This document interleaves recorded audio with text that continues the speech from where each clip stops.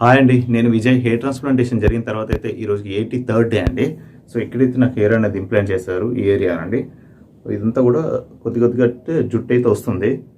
మీరు స్టార్టింగ్ వీడియోస్‌కి ఒక 20 డేస్ బ్యాక్ వీడియోకి ఇప్పటికి చూస్తే మీకు డిఫరెంట్ కనిపిస్తుందండి. నేను డైలీ వీడియోస్ అయితే వ్లాగ్స్ అయితే చేస్తున్నాను. డైలీ అయితే ఛానల్‌లో అయితే పెడుతున్నాను. ఎవరైనా కొత్తగా చూస్తున్న వాళ్ళకి చెప్తున్నాను. సో, ఇదంతా కూడా ఇంప్లాంట్ చేసిన హెయిర్ అయితే రావడం అయితే జరుగుతుంది.